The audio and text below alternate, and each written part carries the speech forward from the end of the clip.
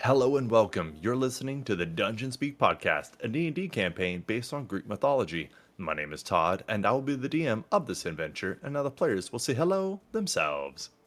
Hello, I'm Macy, and I will be playing Aldora, the ASMR cleric. I'm Dylan. I play Andrak, the reborn fighter. Hello, my name is Becca, and I play Kiriki. Hi, I'm Kevin, and I play Malachi, the Hexblade Warlock. And here's a story about our favorite cleric.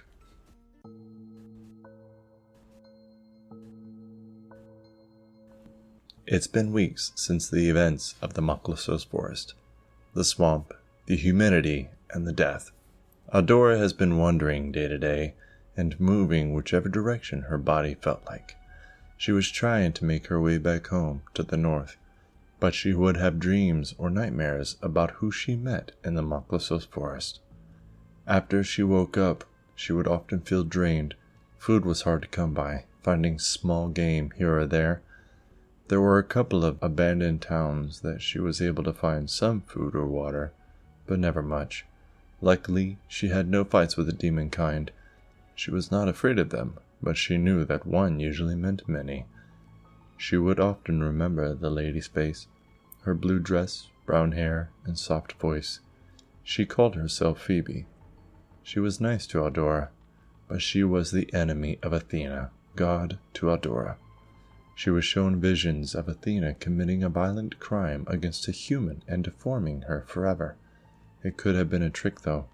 So many days ago, could it have been a dream?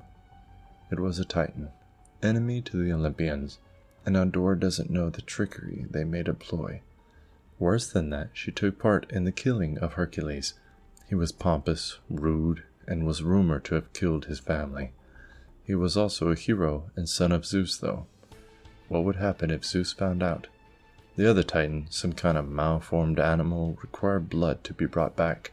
Surely anything that required blood magic had some kind of evil about it. But that one was also nice. It was nice to the small lady in armor, Laurel. That whole group of strangers, they were all quite odd, and they said they were from another world. She has nothing but her thoughts to occupy her time. Aldora constantly is asking herself, did she make a mistake? It was evening time when Aldora finally heard the sound of another human. It was a scream. She quickly leapt away from her pack, brandished her shield, and drew her mace. Her plate armor was not quite, but neither was her running. Stomping could be heard as she made her way towards the forest. It was still light enough that Aldora could see decently fine. The trees were spread out, giving light but also some cover. The brush was also up to her calves, but her legs were strong. She got into the forest by about 20 feet and stopped to listen. She steadied her breath, and her blue eyes surveyed the grassland. She heard another scream, and in front of her to the right, she leaned in to another sprint. About 50 feet or so, Aldora came to a burrow under a large tree. The ground gave signs to being well traveled, but not by animals. She raised her shield in front of her, gripped her mace, and strafed forward at an angle. That way, she could lean her body into a strike with her mace. There was very little light so far, but her armor was white with brown outlines. Her armor reflected light further into the burrow, and this would warn whatever threat was ahead of her. As she got to the bottom of the entrance of the burrow, she saw many people. There were obvious people in need. They were dirty, wearing torn clothes, rags, and tunics. Close to them, threatening them, were people who wore masks. The mask had ram-like horns coming off of it, gaping mouths with fangs, black eye holes, spikes around the chin, and some sort of skull on the forehead. They also had a symbol on their robe. It was a strange creature with a third eye on the forehead, 4 horns, a strange beard. It looked to be grinning, and there was foreign writing around the circle of the symbol. All of the robed figures drew weapons, her own people's weapons. They had brass swords, daggers, and a mace almost like hers. She looked past the 5 robed figures and looked at the innocent people behind them. She gritted her teeth, and her mace began to glow a bright, radiant color. The small dirt cave was suddenly lit like it was daylight. Their mace was almost like hers. Outside, the forest was quiet and the sun was setting. Small crickets could be heard. Then they were disturbed. Quick stomping and loud rapid breathing could be heard as the robed figure wearing a horned mask ran by a tree. They were running to the west side of the forest as quickly as they could. They glanced behind them as they made it close to the clearing. 50 feet. 30 feet. 10 feet. Crunch. The scream and wail of agony could be heard all around. The top half of the robed figure fell to the forest floor. It looked up, bleeding out, rapid breathing, and counting the milliseconds before its death. It looked up at the blood-covered jaws of a creature that was 40 feet long from tail to teeth, 15 feet tall from toe to head, and the impressions in the ground were deep from its massive weight of over 17,000 pounds. The robed figure rapidly died as the blue tint of the back, tail, sides, and top of the head of this lizard leaned over them. The lizard's off-white underbelly overshadowed the upper half of the figure as Aldora approached. There was a loud exhale of breath and the large creature's nostrils flared. Its long and thick legs with hooked talons dug into the ground as she approached. Its much smaller forearms tucked into its chest as it leaned down. Aldora smiled as it leaned down. She gently stroked his long snout as she got on her tippy toes to reach her pack on its back. She got a dagger out and then leaned over the robed figure. She made a slightly twisted face and looked back at her friend. The large lizard tucked its head and nudged her. She smiled and then leaned down to cut the symbol off the robe. Then she pulled the mask off the figure. It was a human man, maybe 30s or 40s. He looked rugged but healthy. Except for his lips. They were cracked and dried. Aldora used her gauntleted hand to pull his lips apart, and she noticed a lack of mass. She opened his mouth wider, hearing a slight popping sound, and she saw a man's tongue had been cut out. This was peculiar. She patted him down and noticed he only had a quill, ink jar, and blank scroll. No food, no other weapons, and no money. She left everything but the symbol from his robe, and she stood. She heard grass crunching and saw people approaching, a large group. They all looked sad, sick, and hungry. She may not be the hero she wanted to be. She may not have all the answers to her own questions, but at this moment she needed to help these people. To the southeast is a port. She can take them there to seek out a ship that would go across the Aegean Sea. She needed to be a hero again. She needed to be the beacon of light for these people. She smiled at them. For them, she needs to be Aldora, cleric of Athena.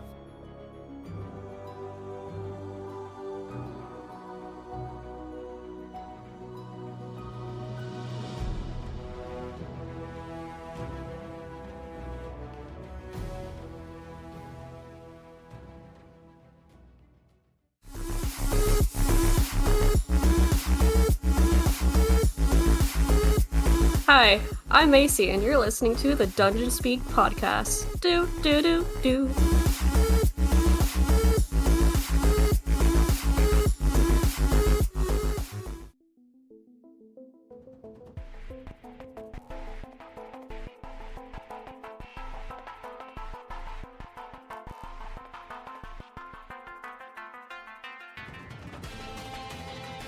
Malachi kind of was already down, like on his knees, kind of combing over this body. He kind of slumps a little bit back, just kind of looks a bit demoralized.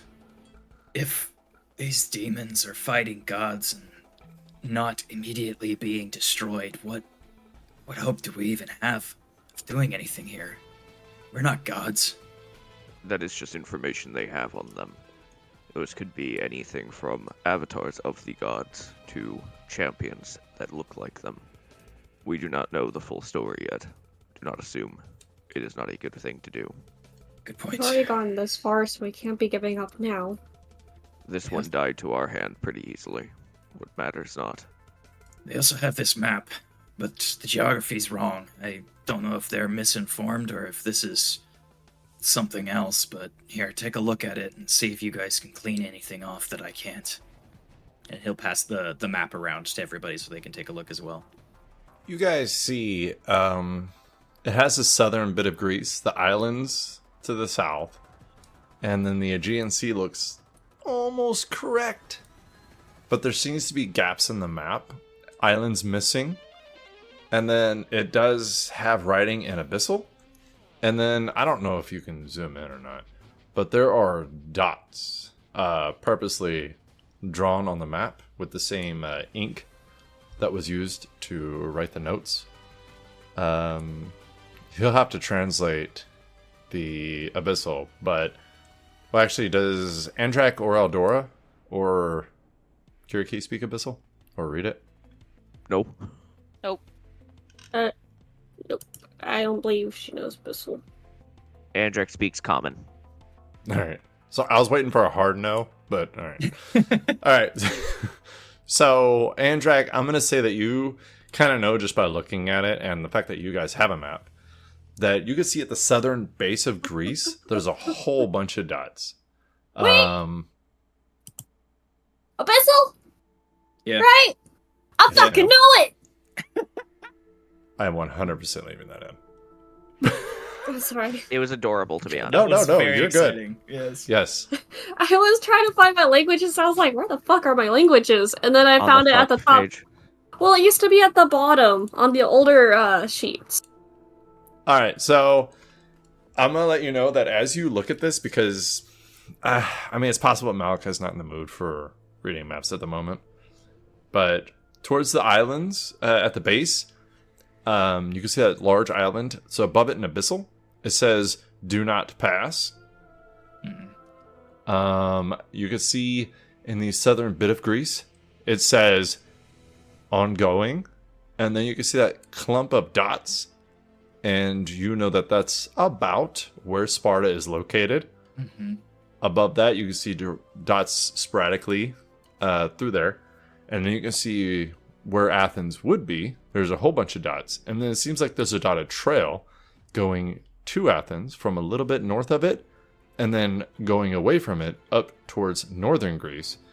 And it's going towards where the map seems to stop being recorded. Where there's a cluster of dots again in the mountains. And if rumor is to be true, then that is actually where Mount Olympus is located.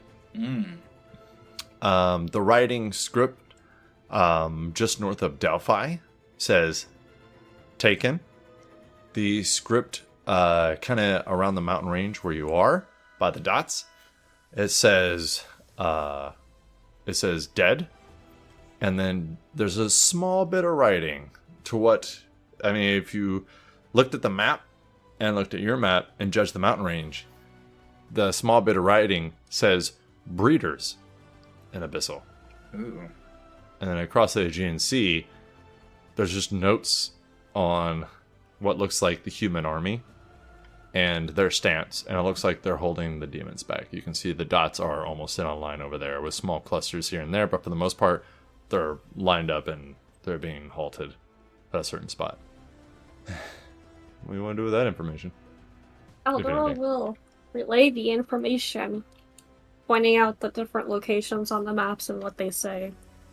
Malika kind of nods along as she tells everybody, like, I imagine he probably read that as well, but kind of passed it off before really mentioning anything. So, the largest cluster of dots is where Sparta should be. Kiriki, you've already mentioned that Sparta has been taken, so that makes sense. These collections of dots must be strongholds that they've already claimed for their own. Gathering information every day. It is good to know. But I will point out that the collective wordings are vague at best. I mean, it's obvious this is a conquest, and this is notes of that conquest, but what troubles me is this collection of dots towards the north, and he'll kind of like point up towards Mount Olympus, and he'll be like, if they're already making moves on Mount Olympus, then they have taken this fight directly to the gods. But, and he'll kind of like point down to the south of Greece again, and say, you'll note there's almost nothing here in Olympia, surrounding areas in the middle of southern Greece. I'm curious as to why they haven't moved on those places, especially with such a strong force in Sparta. Maybe they already have, and they're just moving towards Olympus. Or The note previously mentioned Zeus. They say no known weaknesses. He is a god after all. So they might be trying to take Olympus and failing. then they would move strategically. If you have Elsewhere. been trying to take... yes, you would take your forces elsewhere to combat the bigger threat. And if these are clumps of dots or strongholds, they could be our strongholds. We could take them.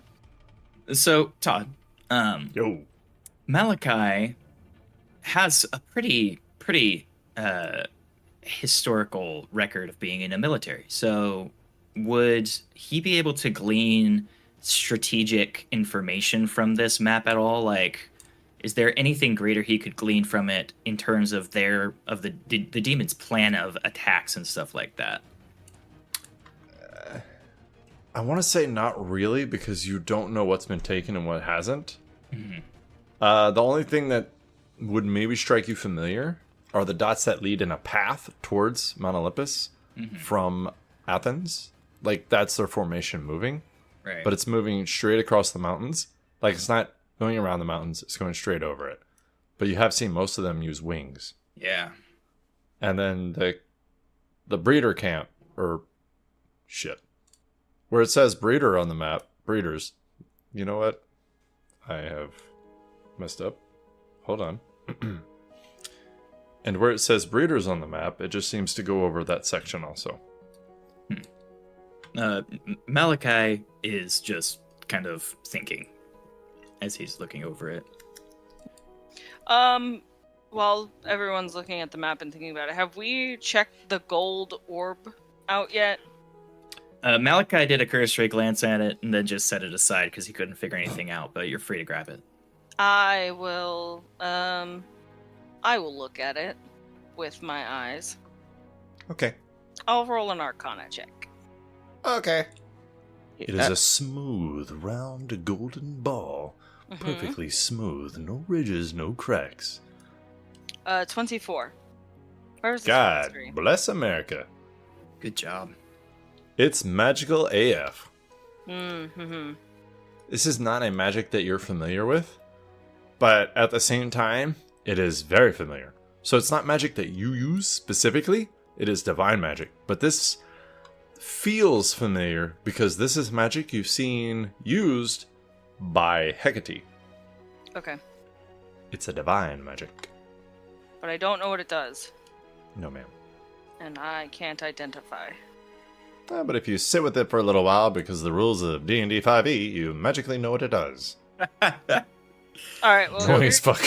Kiriki will sit and study it, because she's While she's studied doing magic before. while she's doing that, the area on the map that the demons had that said "Do not go." What does Andrek know of that area? If he can roll something for that area of the map. I won't make you roll. Okay, Well, no, go ahead. Roll history. cool. I'm gonna use up all of my knowledge from a past life. Oh, I love it. Use your knowledge. That is a 22 total. Okay. So, a lot of would-be heroes and would-be demigods that want to make a name for themselves. They travel these islands often because there's all kinds of mythological monsters and legends out there.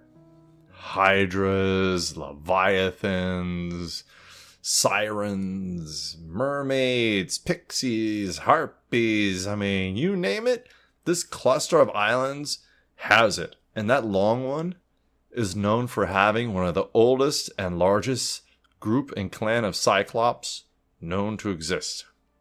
It has rumors, but you didn't roll that high. I can understand why they would avoid this far south region. It is clustered with various creatures from myth. If they went down there, they would surely die if they can die to our hands. It may also just be nothing down there worth taking, if it's just riddled with monsters. They're obviously trying to make some kind of conquest against civilization. Specifically, it seems like they're targeting great cities and places of power for the gods. I'm beginning to wonder if this is less about land and more about some kind of personal war with the gods. What would demons have against the gods that they would invade on force like this? Like, why now? Cursed creatures could hate the divine nature of the beings above us. Something that also has been plaguing my mind since we arrived. When Eldora and I tried to speak to one of the dead outside, usually Hades grants me the power to speak to those who have passed, but it refused. That only happens when a soul perceives you as an enemy or somebody who killed it. Maybe they had nothing to say. No, it's different. If they had nothing to say, I would have known. This was specifically a refusal. Why would a person of this land refuse to speak with an agent of the gods? It's confusing. It worries me. Maybe Malachi they kind of... lost hope? Oh, sorry. No, you're good. You're good. Maybe they had lost hope for survival, humanity, maybe the gods. In the last moments of life, a person should turn to the gods, not stray from them. If they believe that the gods have abandoned them, why would they look to them in death? You yourself had been having thoughts of that. I have a complicated reason for doubting my own patron. But there are other gods. I mean, if nothing else, Zeus would be... Never mind. And Malachi stands up, takes the map back, and kind of looks at it again. He's like, what should our next move be? Should we leave this cave and investigate further around this area? We were here to fight some kind of great battle, but I doubt it is one demon that we came to face. We could see if this palace person outside knows more about P. Maybe they are them. It's a Maybe good they idea. were requesting aid. Curious We how could this, not see this creature, so maybe curious how she this couldn't see it either. palace would have gotten a note inside the belly of a great serpent. But, yes, you're right. We should ask her more questions. She mentioned her father before, remember? Yes, Triton, I believe she said. I'm not too familiar with him. Rivers. Maybe he requested aid from us. We can see. We should investigate the cave further just to be sure there's nothing else here. Good idea. Eldora's gonna go to Kiriki. How's the, well, have you learned anything about the item? Have I learned anything, or do I need more time? I mean, their conversation was like 7 minutes, so like 53 more minutes, and yeah. Yeah, so are we taking a short rest and stuff right now, too? Are we? I mean, I'm cool with it if you are. Please, I'm so hurt. I'll take a short rest. Okay. It gives me back my action surge. Yeah, so I'm gonna be looking over this thing and resting my wounds. All right. Don't sound so disappointed, Todd. Nah, I just really hate that I just have to give this to you because 5e. That's all I got. Yeah, I don't actually need a short rest, so Malachi will just kind of stand guard and hang out, just so we don't get ambushed while y'all are taking a rest. Oh, man. Edric will look to Malachi. Agent of Hades. You mentioned him. Yes. I did not know that. Oh, that's right, you weren't down in the caves when we talked about it. Yes, You talked I'm- about it. yes, after we found the undead in the cavern underneath the temple in Delphi, we discussed our allegiances.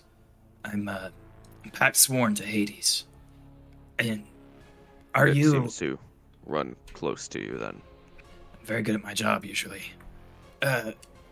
What about you, Andrak? Now that the question comes up, you have never really talked about what gods you may swear fealty to, if any. I do not swear fealty to any. See? If one were to request something of me, I would not refuse. But I do not swear fealty to any. I do not serve any directly. You said that you were sent here?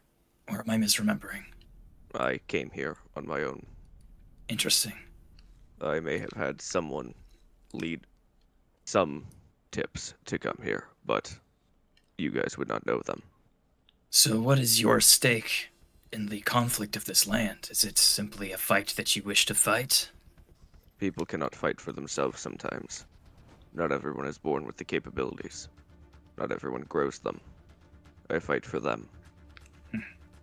I will leave the others to discuss whether or not they wish to share their gods and what they follow, but now that you know about myself, take that information with what you will. He looks at Eldora. She has the Athena merch on. Yes, I'm sure it's no surprise to any of us that Aldora is a champion of Athena. She's sponsored. She's got the sponsorship deal and everything. Athena, please sponsor me. She already does. She's your fucking god. So, Kiriki, Yeah. after 59 minutes and 59 seconds, you're thinking, oh, there it is. You figure out exactly what it does. Mm-hmm. It is called the Orb of Demeter. Do you want to read it out? That's a lot of reading. Yeah, Some of it? I will read some of it. The orb originates from Demeter's want to keep her followers warm, protected, and feel like their home is never too far. Despite the orb being away from its temple, it also gives off a faint warmth. When held by anyone who wishes to express their beliefs through a helpful gesture, then this orb will help them do so. If it's in the hands of a priestess of Demeter, this orb is in full potential. A wielder of this orb may sit and pray with it for 10 minutes. After doing so, the orb casts the cleric spell Magic Circle, centered on the orb. The spell, its radius, the duration, and its effect are affected in the following ways. If the ritual is done by anyone of any faith, religion, check. Base use, no additive benefits to the spell. The other benefits won't help us, so I'm not going to read them. I like how you said that in character. You're welcome. That's cool. Yeah. I will get up and I will hand the orb to Eldora. No use of mine, but you could make good use of it, and I will send this info over to Macy. So, Thank you. Macy, do you know about the spell Magic Circle? No, actually, not really. That's fair. You don't have to have everything memorized. So it basically creates a circle and a cylinder around you. And you choose the following type whenever you use it. Celestials, Elementals, Fae, Fiends, or Undead. And it has the following effects if you do that. The creature has disadvantage on attack rolls against targets within the cylinder. Targets within the cylinder can't be charmed, frightened, or possessed by the creature. And the creature can't willingly enter the cylinder by non-magical means.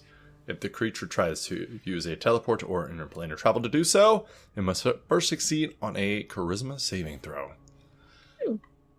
It's pretty handy. Nice.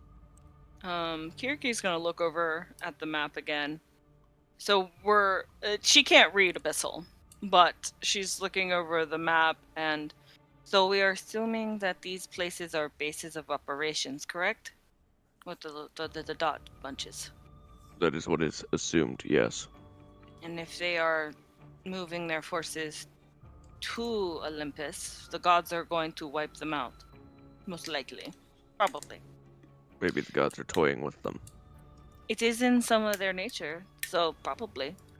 Some people like to play with their food. Should we move on to these points and investigate these outposts? I believe it would be most beneficial. Eliminating outcroppings of these creatures would be useful. Not to mention, if they have a few liters at these bases, we'll get to cut the head off of The snake. Yes, they. Alright. Is there anything else in this cave? No ma'am. Besides glowing mushrooms, it almost looks like it fled into this cave. Did the body vanish like they normally do? It did not. Ooh. What do these mushrooms taste like? So, on that note, you will notice that Kiriki, from thigh down, is covered in glitter. Blue, green, yellow. The color of the mushrooms that she was running back and forth through. So, oh yeah. Cookies. Can she start to like brush it off, or is it just stuck? No, she can brush it off. It's Okay. like glitter when it gets on your clothes. Like it'll be little annoying. It'll take a little bit, but a few minutes. Oh, later. you Glittery blood. Listen, you will always sparkle just ever so slightly from glitter. It doesn't matter how hard you try. It's always there. It remains for years and years. Exactly. You'll look down, think it's all gone, and you'll be walking, and everybody will see you sparkling in the sun. Mm-mm. While the rest of, I don't know, yeah, while the rest of everybody is investigating the cave, Malachi is going to go back to the two bodies that they found and basically start taking them out of the cave so that he could give them a proper funeral. Okay. No, I just wanted to bite a mushroom first, and then he was going to help carry the bodies. All right, Kiriki, you do find another one, but only the upper half of it as you look around the cave. Andrei. Another body? Yeah. Oh, okay. 3 bodies. Boop, right there. He looks happy, huh? So, Andrak, you taste this mushroom, and it tastes kind of like a normal mushroom, but it has like a spicy, like, popping flavor in your mouth. Like, it's good. Like, it's not maybe good substance. So somebody who needed to eat it for, like, you know, energy, it probably wouldn't work for them. But for just a little bit of flavor, or to put in something, maybe like a stew, to give it some extra little something, probably wouldn't be a bad idea. He could dry this up and make the dragon jerky spicy. Yes. He will cut one. They're pretty big mushrooms, right? They are very big. He will cut. Which one tastes the spiciest of the colors? Probably Yellow. green and yellow. What The green color and is yellow one? spiciest, Todd? The green and yellow one. He will take a green and yellow one. Alrighty. He'll cut it off at the base and he'll just pick it up. Is Andrak proficient in cooking? No. Okay. So what you've said sounds great, but you're going to need somebody else to do it. He thinks they taste spicy, so it adds flavor somehow. That's fair. Nothing more We all know. appetizing than, million Spicy or mushrooms. 1,000-year-old dragon meat with spicy mushrooms. Sounds great. We all know what habanero sauce is. It's fine. Hey, guacamole exists in this world. I'm sure it's fine. This is how you make guacamole. We found it. Uh-oh. The secret's out. Guacavocado mushrooms. Get the green mushrooms. The green mushrooms. So, Kiriki, you're wandering mushrooms. around the cave, and around the back bend of it, close to where that guy was, or thing was, you do see another body. But it seems like the bottom half of it is completely gone. Top half of it, shriveled, no muscle, just shriveled skin and tendon. Okay. She'll. Would you say that it is heavy? I would not. She's gonna pick it up by like the armpits, like you would pick up a child, and like I mean, it's probably max 60 pounds. Like, max. yeah, she's gonna pick it up by the armpits and like hold it out and like walk towards wherever Malachi is. Uh-huh. She has. Mhm. He's at the body that Andrek and Aldor discovered, like doing a ritual on it as he begins to prepare it to be dragged out and burned. Oh, she's gonna just definitely not gently, but she is going to just like release it and it'll crumple to the ground in front of Malachi. He kind of looks at it and he's like, "That makes 3. I guess we found Palace's friends." Most of her friends. Yeah, well, all of the bodies are desiccated in some sense. I'm not sure why that one's only half there, but I'm not really sure that matters at this point. It has a nasty bite. Yeah. Oh, yeah, she doesn't know about that. First-hand experience. Adrak walks over with one of the giant mushrooms. What you Do got need there? help moving those? Oh, it is a mushroom. Are you gonna eat that? Yes, But why? it's spicy. Great. He'll hold out a chunk of mushroom. Would you like to try? Absolutely not. Wouldn't be able to tell. One of the problems about being an agent of Hades, I don't really taste food anymore. That is sad. Yeah. It's, Have you tried getting your tongue replaced? Kind of looks at Andrak kind of fucked up. He's just like, no, Andrak, I haven't thought about having my tongue replaced. Todd's little that is sad. All I could feel is like I could see Todd with one single tear rolling down his cheek as he thinks about not being able to taste food. dude, no guacamole? How else are you supposed to enjoy the guacavocado mushrooms? You will never know the goodness that is honey barbecue sauce. My God. Do you require assistance in moving these bodies? Have you guys already investigated the rest of the cave? Yes, I saw nothing else. I think we didn't go this way though. Oh, that's just the hole. Yeah, it's fine. This way? Oh yeah, there's another little crevice this way. Do I see any Creaky boss. wanders around. If there's nothing left to investigate in the cave, then yes, but otherwise keep looking, and I will handle this myself. I don't see Well- anything. I mean, oh, this is what we already found, isn't it? That one down there, yeah, we already found that one. I think he's Yeah. already technically dragged that one out. Okay. Todd's moving bodies around. Sorry. No, it's okay. It makes it easier on us. Yeah, Malachi will spend the next however long it takes to move 3 corpses, assuming that the other ones help him, then very quickly. 2.5. 2.5. Two and Sorry. a half men. Yeah. Outside of the cave. Alrighty. Also start dragging the rest of the humans that died in combat. Oh wait, did we already do the rest of them? Not yet. You got interrupted by impending Palace. doom. That's right. Okay, so yeah, he'll gather up all of the bodies in the field outside the cave as well, to kind of create a big funeral grave. Alright. When you get out there, you do see that Palace is sitting on kind of the edge of the rock by the entrance, and she has a flute that looks very familiar, and she's holding it up kind of horizontally, looking through the flute pipes out towards the distance, and she's smiling to herself, and you see her pull the flute away from her eyes and just kind of examine it, and she looks confused, and she sees you. Hello. He drops the body. We found your Oh. friends. Unfortunately, they've been desiccated. The creature is dead, though. She just kind of stares at it, and you see her eyes watering up. She's like kind of like stumbles through saying thank you. He takes a look around. He's like, speaking of friends, where's ours?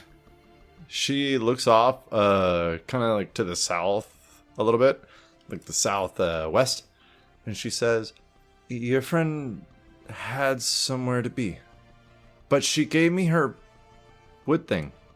She didn't explain what it was before she went." It's an instrument, a flute. You blow into one end and cover the holes with your fingers, and it makes sound. I don't know how to play it myself, but I know how it functions. She just kind of like holds it about 3 inches away from her mouth and goes. Oh, like put your lips on it. She looks at you like suspiciously. He kind of shakes his head. He's like, figure it out on your own then. At least you're not Zeus saying that. Oh no, Dylan, that was good. Do your people have a preferred funeral rite? I'd like to send their souls to the afterlife. Usually a pyre. That way their spirit rises through the air towards the gods, so that the gods may catch them and embrace them. The gods like Zeus or Hermes. Good. I will establish the pyre then. You can say your goodbyes while I get the rest of these soldiers. Thank you. She kind of waits for you to go inside before she starts going to the bodies. Yeah, he moves on after saying that to the other bodies and starts dragging them over and creating a large funeral pyre.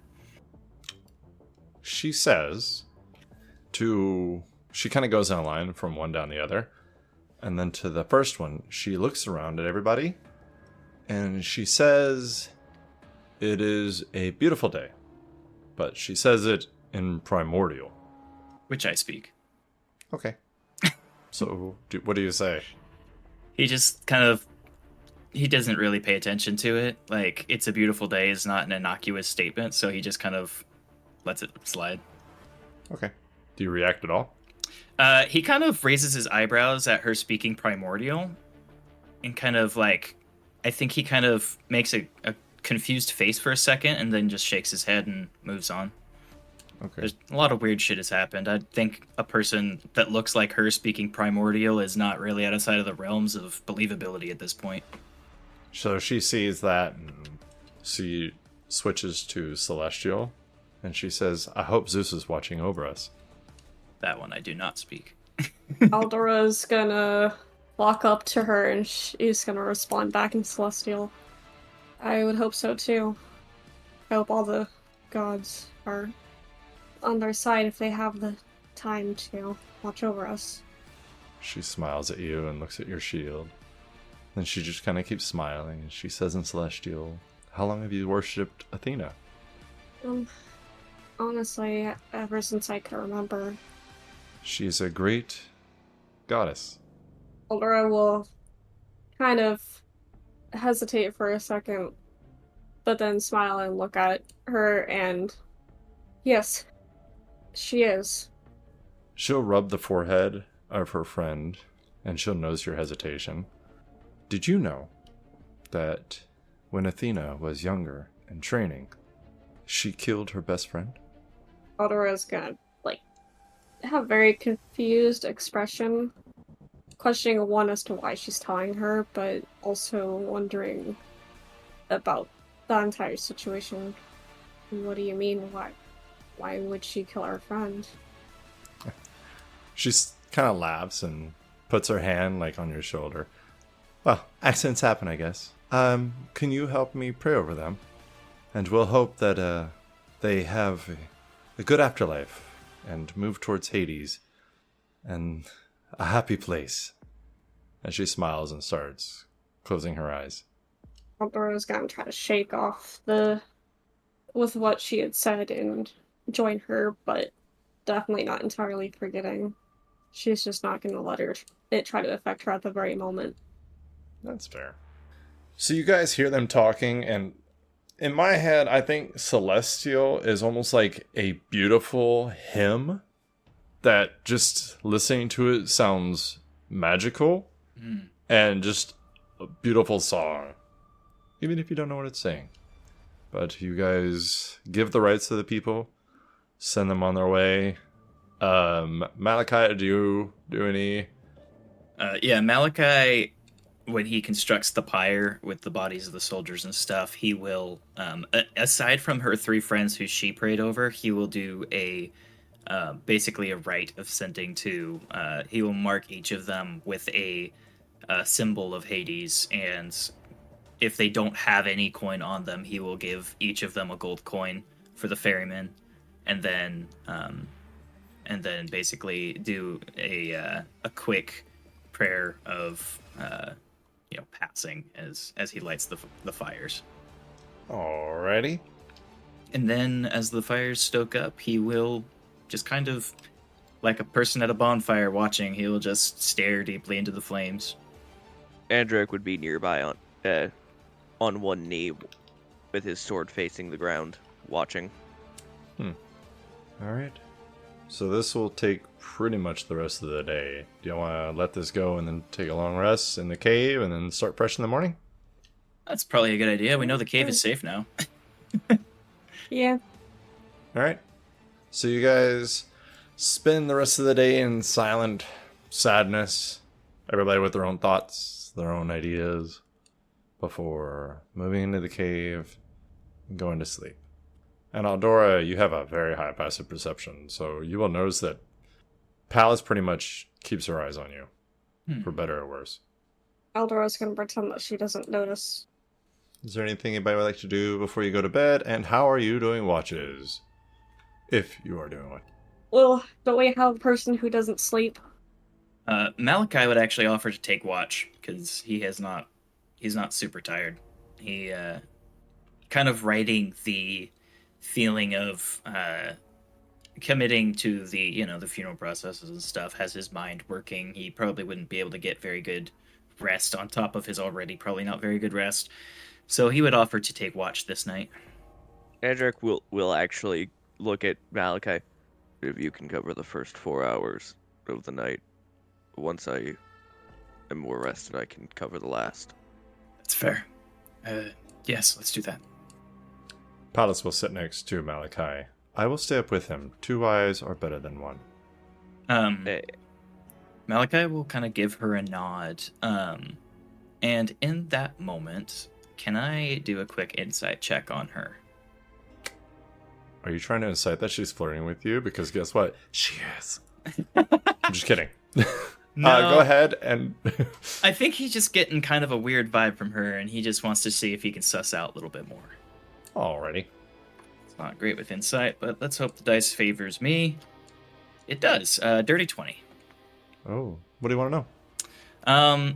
He kind of... I think he's trying to get a read on what her allegiances are with the soldier that refused him, and like the nature of everything going on with the demons and the gods and stuff. He's kind of been thinking a lot about whose beliefs are strong and whose aren't, and so I think he's trying to kind of get a clock on whether or not she spoke primordial and celestial. She's obviously very strange. I think he's just trying to get a read on who she is as a person versus like what she believes in and if those beliefs are strong. I don't know if he can really get that all with that insight check, but that's what he's aiming for. So the conversation between him and Aldora was in Celestial, which you don't speak. Yeah. And then all she said was, "It's a beautiful day," Yeah. Which was a strange sentence, but you can maybe tell that she was fishing. Mm-hmm. Yeah. So I can only give you like a limited amount of stuff. So you could tell that she's not exactly on the level, but you don't think she means you any harm. Okay. And she is grieving in kind of her own way. And she has an agenda, but she's keeping it close. Her allegiances, you do not think she's on the level about that. Okay. Mostly because her stats are everything but charisma. As she sits down with him then, and he does that kind of insight check, Malachi kind of looks over at her as they begin their 4-hour watch together. And he kind of looks her over and says, "Alice, you said your father was Triton." Yes, son of Poseidon. "Earlier, I heard you speak in a primordial tongue. You gained that proficiency from your father." Well, we don't usually use that term, but yes. "Interesting. You also spoke in another tongue, hymn-like. I've heard Aldora speak this before as well. I didn't recognize it, though. Some kind of speech of the gods." Yes, growing up in the water, in the river, in the seas, we had to speak to the creatures that live there, and a lot of them that are made up of the water itself do not speak our language, or the language of our fathers and mothers. So their tongue is the primordial one that I learned. And my father and our family, they speak the hymn, the songs. Interesting. I've been given gifts by my patron to speak various tongues of demonic and ancient creatures, but I've not been blessed with that hymn. It's beautiful to listen to. She kind of plays with like a rock, just skimming over it and running her fingers over it. She says, "I guess it depends the words that are made using it. Sometimes it's beautiful, and then sometimes it's not." If you'll allow me a moment of questioning, I have some questions for you. She smiles and kind of gets like an upbeat attitude. "Go for it. I'm happy to help in any way that I can." We are, our group, not unfamiliar with the land, and Kiriki, I think, has more experience than all of us fighting these creatures, but I admit I'm at a loss. We found some details on the creature that we slayed inside of the cave. But it seems like their conquest is against the gods themselves. Tell me, do you know anything about these demons that infest this land and what they're after? No. So I have been working closely with other people made from the gods. Champions. Yes, champions. And they scout. One of them scouts very well, actually. She's very good at it. But she finds out a lot of information, and one of the things she found out is that they kidnap. They don't kill people, they kidnap them. I mean, they do kill when they're fighting and taking over somewhere, but they always take prisoners, always. And we don't know why. We're still trying to figure that out. And this one was a messenger of some kind, supposedly. So I was trying to find out where he was going or what he was doing. I think Malachi would pull out the map and show it to her. We found this on its body. Looks like plans, some orchestrations. If you look here, they are planning to make a push on Mount Olympus. As well as it seems they've taken Sparta and Athens as well. What's your passive perception? 11. All right. She says, "Oh no." Yeah. I'll throw an insight check at that. Oh, jeez. Oh no. 16. 16. Oh. She doesn't really seem to express people skills very well. So maybe she's just not good with words. Does any of this make sense to you, or insight anything in your dealings with these creatures? She kind of looks at it. She looks at you. She says, "Who do you worship?" He kind of chuckles a little bit. That's a harder question than you'd think. I don't inherently worship anyone. I mean, I follow the teachings of the gods, but I don't. He kind of hangs his head a little bit, and he says, "I have a patron, one of the gods, and I follow his bidding, but I don't inherently worship him. It's complicated. Why do you ask?" Everybody has their different teachings and their different rules, and I just want to make sure that if I told you something that you would be able to act on it. Who is your patron? He kind of looks at the smoldering embers of the funeral pyre and kind of looks back at her. I do the work of Hades. You see her head kind of kick back a little bit, and she looks almost a slight look of disgust. She's like, "Oh, who got up the dead?" There are many people in this world that suffer diseases, fatal injuries. My task thus far has been to ease those souls suffering and send them to the underworld to meet the god of the dead themselves. It has not been a pleasant journey, but for some reason, my pull has been here to this land, and I have been doing what I can to understand and work in that way, but I've also not been receiving any instructions lately. So, speak your mind, Palace. I am willing to listen.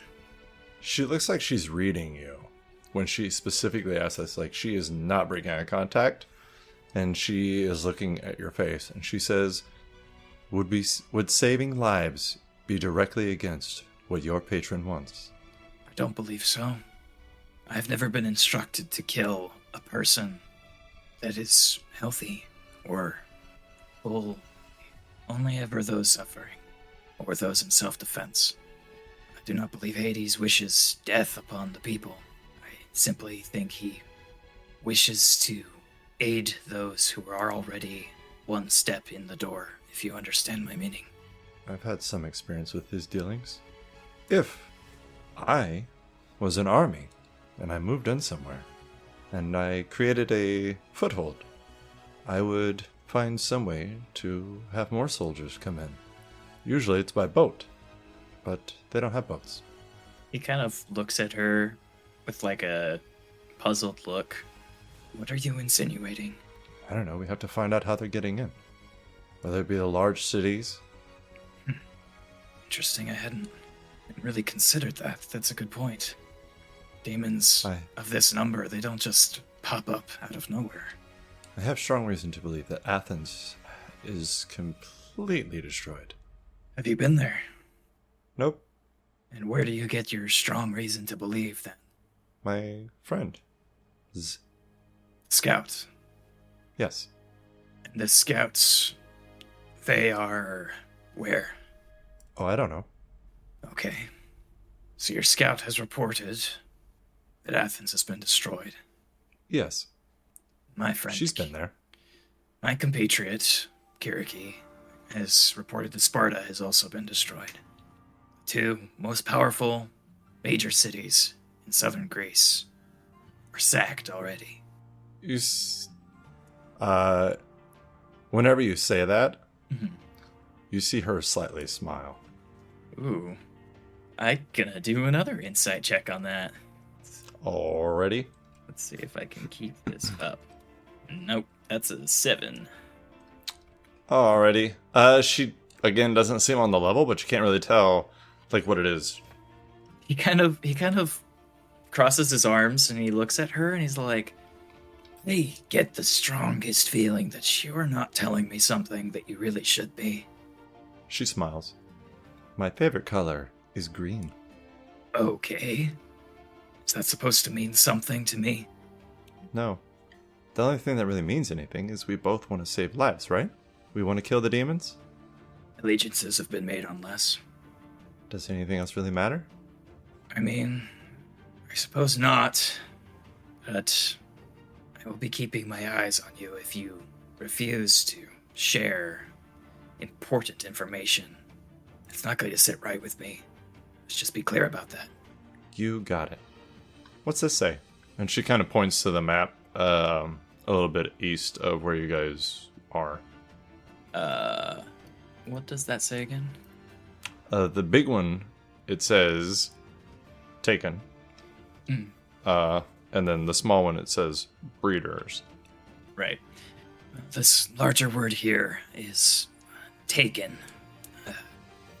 We could glean from that potentially they've taken that area, or perhaps somebody important there has been taken.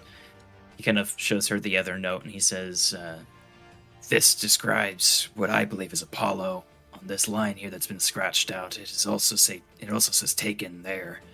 Could be a correlation, but I'm not certain yet. This smaller word here says breeders. Gods know what that means. So we can potentially have like a nest or rescue Apollo.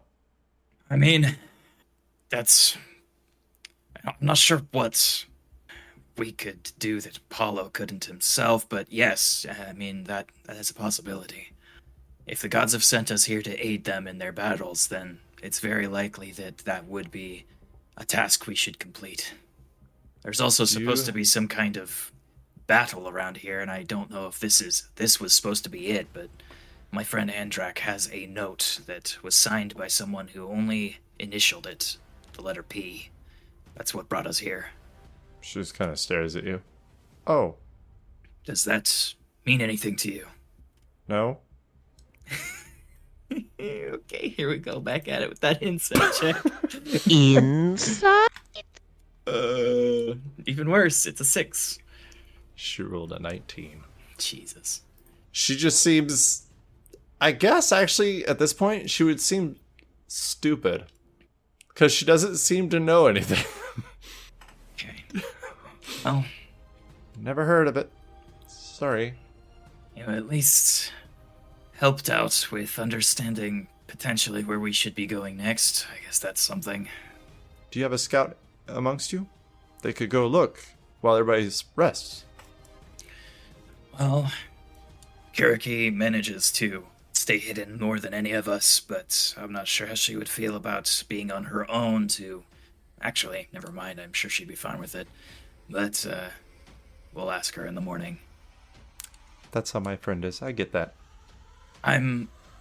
You should know that aside from Aldora and maybe Andrak, I'm not sure how many of our group will care about what's going on with you.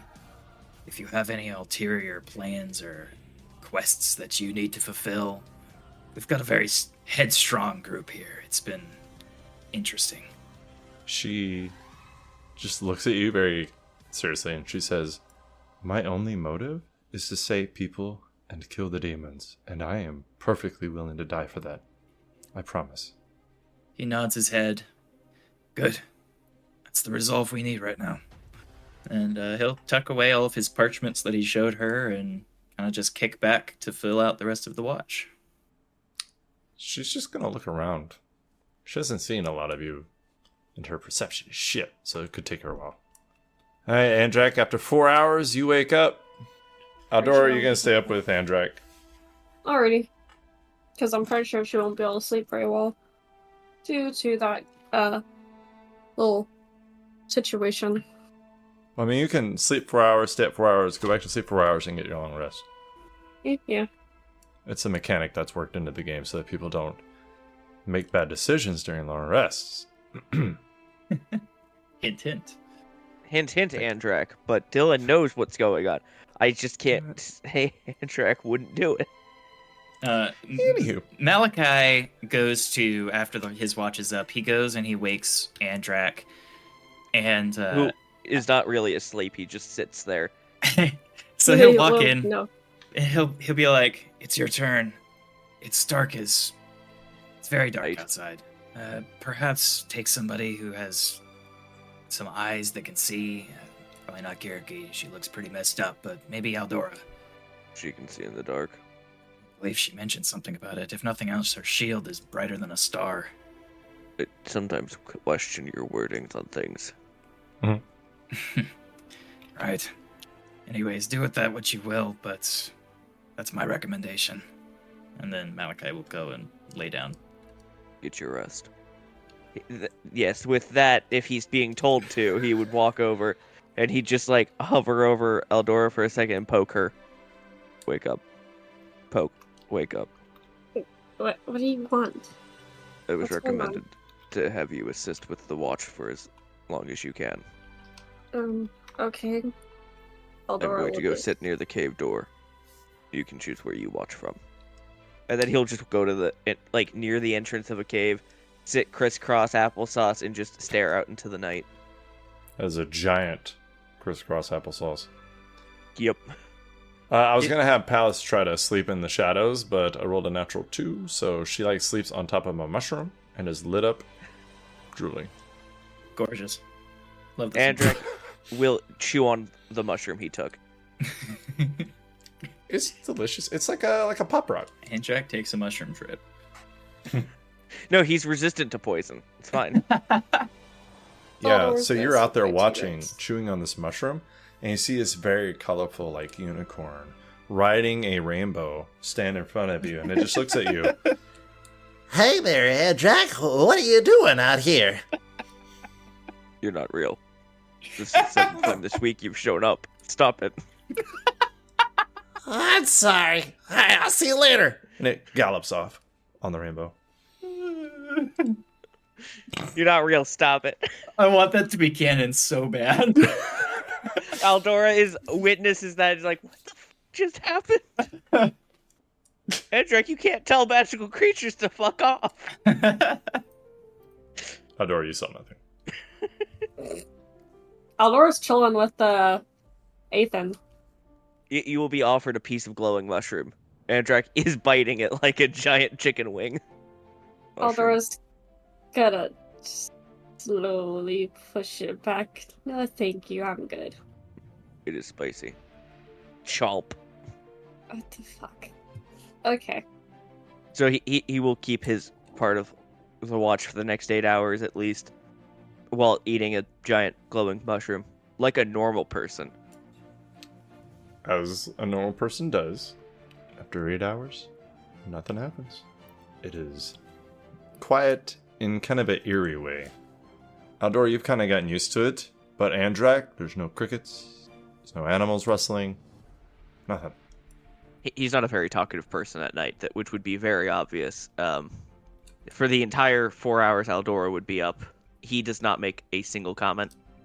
Eldora's just gonna be, like, off and on thinking about the words that was said, then trying to tell herself that it is not the time to be thinking about it, but finding herself thinking back on everything, including what was said in the past about the story. By the time Aldora goes back to resting, the mushroom has been completely consumed. Oh. That's a large-ass mushroom, you know that, right? He's a hungry... Andrak can eat. Yeah, I think it was like 2.5 feet wide. You've never seen Dylan eat, and I'm shorter than Andrak. Just a little bit more than a That's large true. pizza. It's fine. He doesn't chew, he just inhales. Yeah. I can eat So- an entire Big Mac in about a bite, so... So Andrak doesn't talk because he's watching the unicorns play with each other. And then they play poker, sit around, put on some hats, smoke cigars. Eldora's just having mommy issues. Sorry. Andrak's having every other issue. That's a free action, I'm pretty sure. Oof. Mommy issues? Also- That's definitely a full Also, round. well, let's go ahead and clarify something. Are we talking mommy issues or mommy issues? Both. I don't get the joke. Do I need to delete that? No. You don't need to delete that.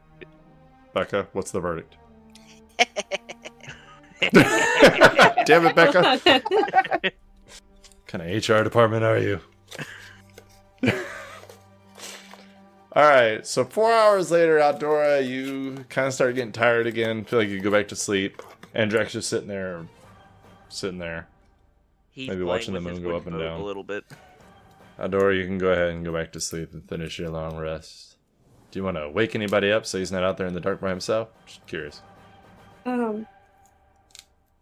She'll just tell, she's kind of afraid to really be trying to wake up Kiriki. She's still really, anxious about her. And, Malachi was already awake for a while. So she's just gonna tell Ethan to keep an eye out and to protect Andrak if something happens. Maybe metagaming a bit, but it has been 8 hours, so Kiriki could be awoken and still have her long rest. Yeah, I think she just doesn't want to wake Kiriki. Kick She's Kiriki in kind the of leg. scared to wake up Kiriki. She's kind of scary. Everyone's scared of Kiriki except Andrak. Andrak's not smart enough to be scared of Kiriki. Yeah. He also can't be bothered to be scared of anything. It's too much Here. effort. Here. She'll tell Andrak, hey, do you mind waking up Kiriki? Okay. He'll stand up. And he'll just go over to Kiriki. He will do the exact same thing. He'll kind of lean over and poke her a couple times. Wake up. That's why. I believe everybody else is done with their watches except for me. And they are insistent that I do not do this alone. That's smart. Then she'll like sit up and like push her mask up and like rub her eyes. Alright. I'm going to go back sitting. And he will go back to the cave entrance and sit down again. Kiriki like watches him and she's like, I don't know why you told me. And she'll like get up and head towards the cave entrance as well. In case you were curious what I was doing. And then he will just stare into the distance. Yeah. It's just both of them, like, Kiriki's not sitting, she's, like, leaning against the entrance. It's just two people who do not conversate, just standing there. It is the two half-dead people staring into the distance. It is.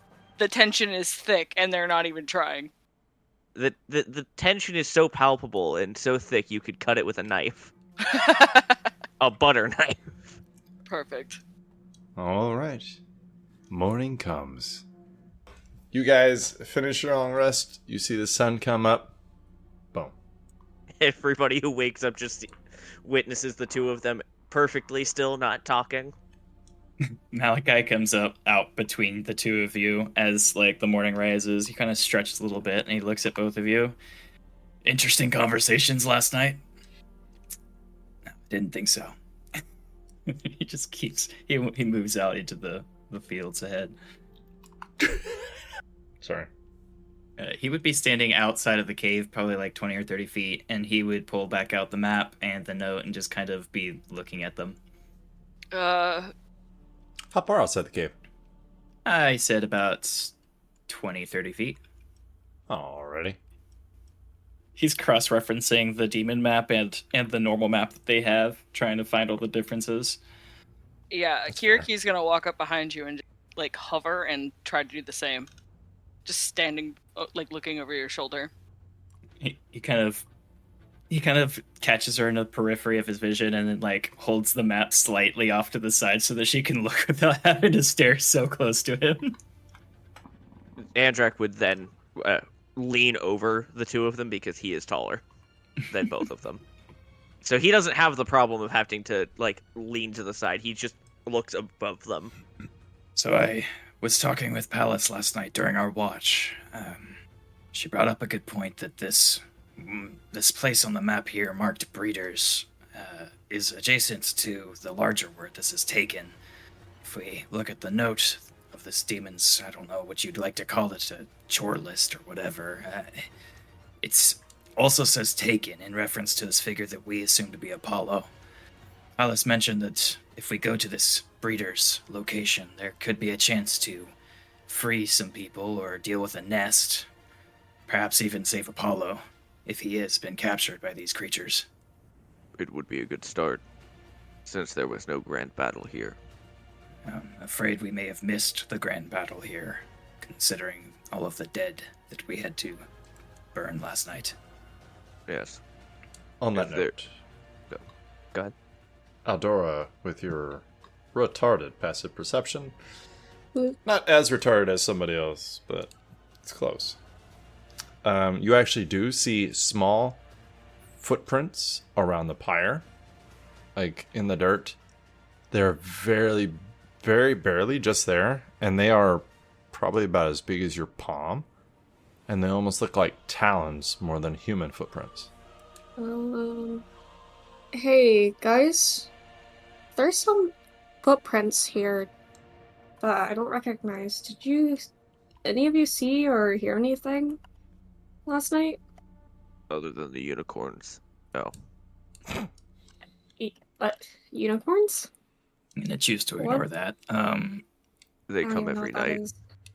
Malachi will put the papers back in his bag and then walk over to inspect these tracks. What do you want to know about it?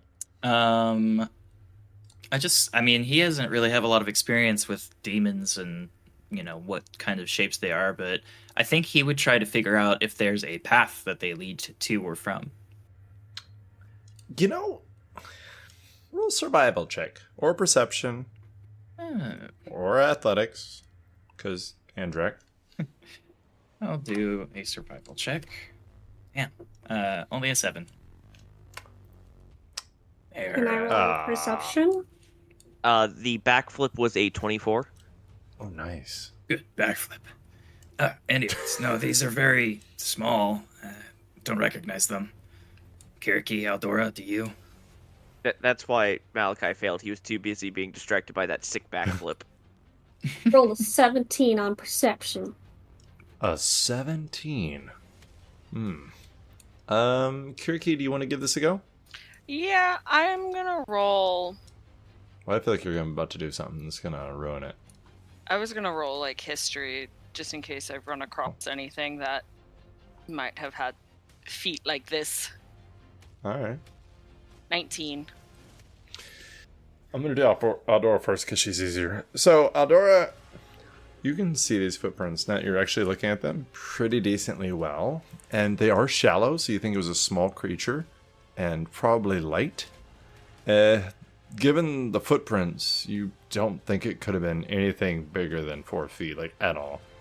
It's like a child almost. But the footprints do seem to just kind of appear. Like within a 3-foot radius of the pyre itself, they just appear. They don't really seem to go any direction or come from any direction.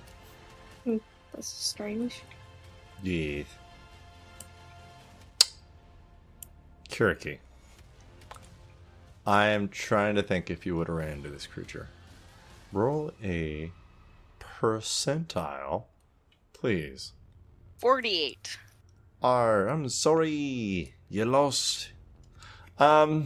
Unfortunately, this doesn't seem familiar to you. Okay. It's a childlike demon. I don't know if I can say that, but it's fine. Did you mean a child? Demon-like child? No, just a child. They're pretty demonic. And slowly, no problem. What? Anyway, I didn't. All right. We didn't see anything on my watch. Endrak, Eldora, Kiriki, you all did watches last night. You didn't see anything either. No. No. it just honestly, it seems like they just kind of appeared, but they don't really lead very far either, which is a weird thing. Could be a scout investigating a strange object. Many Alice creatures mentioned, have wings.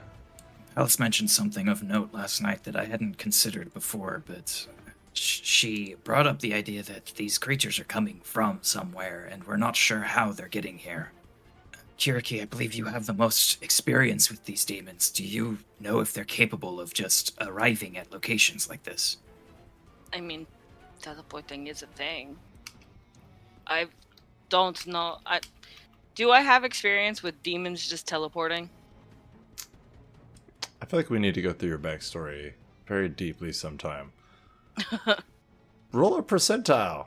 Yeah. Your backstory is going to be made up of D100s. Oh, that's fair. All I know is I spent a lot of time fighting. 73. I mean, you've heard of them teleporting, but you haven't seen it with your own eyes. These demons come in many shapes and sizes, different abilities. I've heard of it, I've never seen it. And we should chalk that up to another thing that we should contend with. If these demons can just appear anywhere they want. It's not hard. Know that both of us have shown such skills before as well, but it's good to know the full suite of what we're dealing with against these things. I think going to these encampments, the places that say breeder and the mass clump of things, we will learn more information.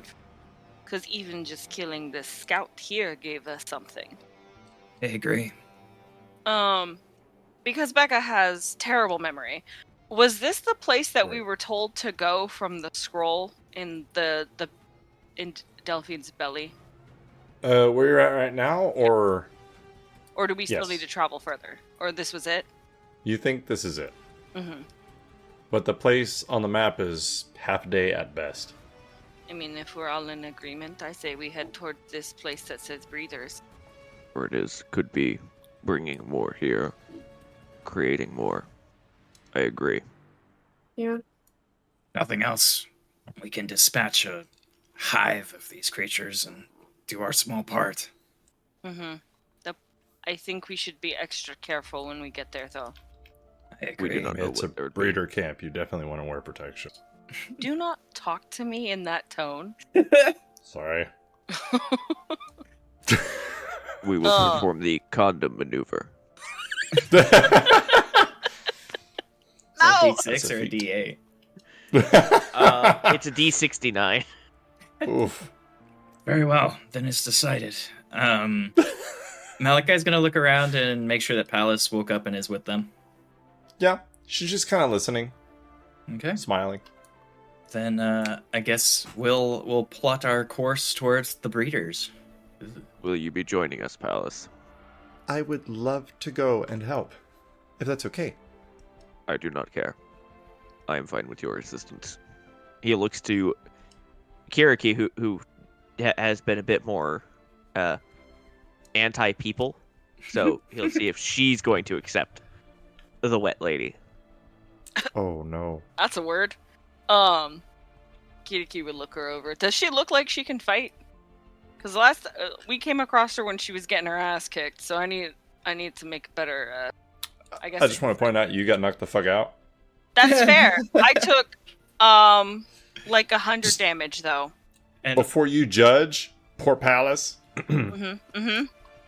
So she did have 2 swords on her, and she is wearing armor, and the wetness isn't what it was yesterday as strongly. So you think, sorry. so The wet So lady's you- less wet. you being someone who works with gods and champions thinks that it might be something that's more of like an activated genetic.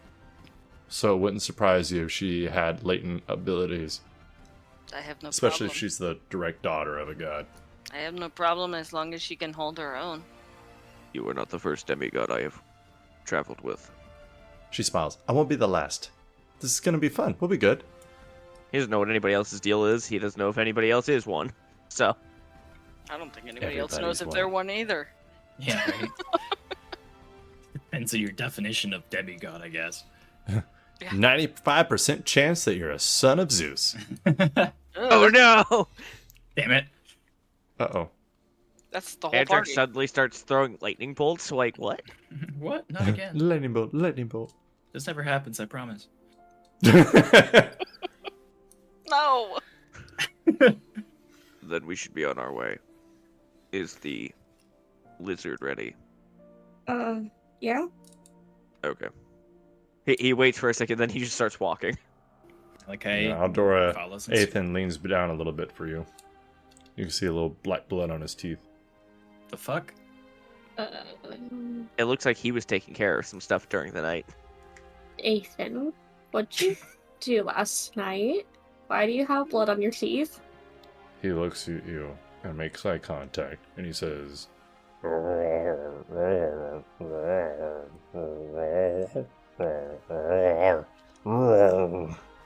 Oh, hold on, I speak T-Rex. He said, some little shits came by. I went munch, munch, munch, munch, and I was done. It was a good snack.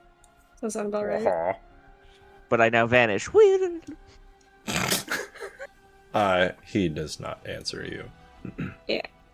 I guess I should be more so asking yes or no questions. Did you by any chance kill something last night?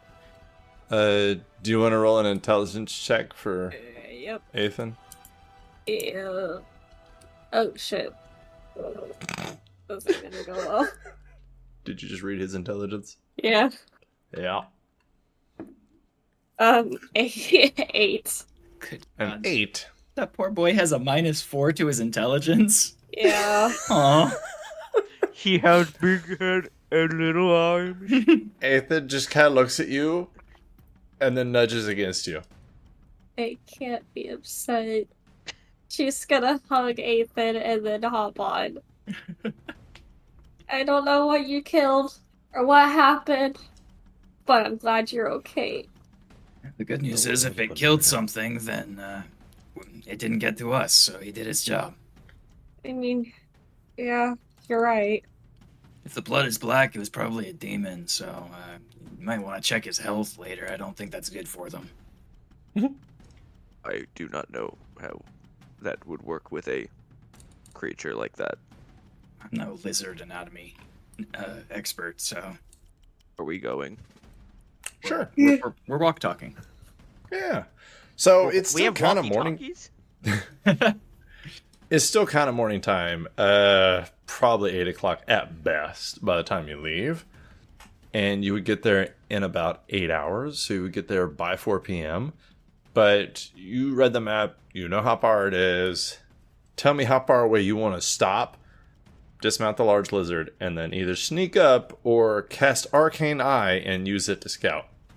Well, since you said I could,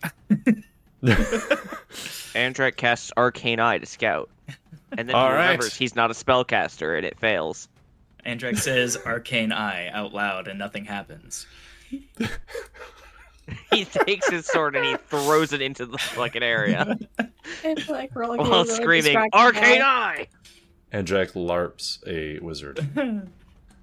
We should probably stop maybe like half a mile out, maybe, to start going stealthy. I'd say even like more. Even more? I like a mile out just to like give us quick spotting to see what we can see. Yeah, not to mention because they do have flying creatures. Ah, yeah. Yeah. That's a good idea. Yep. Okie dokie. Let's get a group stealth check. Let's see how this goes. Well, I'm not horrible. I just have disadvantage. Bummer. Makes sense, though. Aldora, are you wearing heavy armor? Yeah. Oh wait, never mind. I'm sorry. You have boots of every kind. He.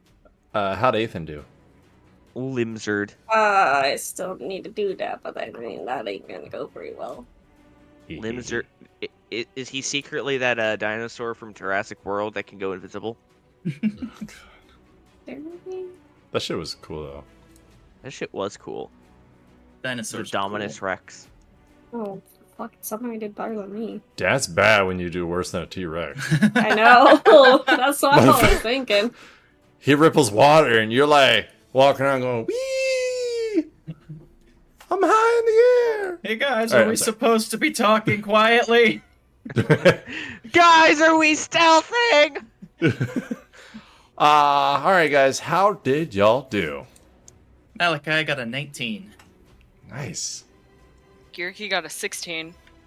Andrax clanking around. He got a 12. Mm-hmm. But he has disadvantage, so that makes sense. Eldora got 11. Ethan got 14. Okay. So you don't think overall you are being too stealthy, but you are a large group. So I'm going to go ahead and just make that obvious. That you know as a large group, you will be hard to move in too quietly, too close. So because you're stealthing, which puts you at half movement speed, I'm going to say you get there about 5 o'clock. But the sun is still up, so I'm not going to hinder you at all. You want to talk about what you see? It's going to be fun. Sure. Yes. Groovy. So, you're actually walking at the base of a mountainside, and whenever you get there, you see some pretty magical shit. How far away are you stopping? I think we agreed on about a mile to just get like. Well, no, that's when you stopped and started stealthing, but Yeah. I mean, like, Probably. Half. I mean, probably to a point where we can see clearly into whatever it is we're looking at, but still remain hidden on the outskirts. okay. You want to roll some perceptions so I can give you details or not? Yes. Yes. Okay. Sure. Oh That's not shoot! great. This is not Andrax's first rodeo at sneaking up on shit. Nor is it Kiraki's. The two bloodshedders are doing great. Making up for me and my blind ass. Waste of a crit. I know. Could Ethan do a perception check? Yeah, sure. Yeah, he can He tell us bites his exactly demon- what he sees. What the And he's doing like hand symbols with his tiny little arms. Oh, that's adorable. I don't just know need- what you're saying, but that's so cute. We just need to find a necklace or like some kind of magic item so Aldor can speak with animals. Who's Oh, going that's to terrible. cast enlightenment on him? No. Oh, that'd be so cool. A smart T-Rex is the worst thing ever. That's It scary. it starts speaking in a proper British accent. Good day, sir. Would you like me to eat your foes for you? Okay, All right, so it guys. needs to be that. Perception, how did you do? 25. I got 17. Ethan got 12. Malachi, I got 14. It's a 21 with a natural 20. Alright. So, as per what I enjoy doing, I'm going to start from the bottom and go to the top. Ethan sees food, and he looks at you, Aldora, and he smiles. Kevin, or Malachi, Yes. We Kevin's airdrop fine. Kevin here. I'm here. There's just I'm horrified. Kevin, you don't want to be here. Help me.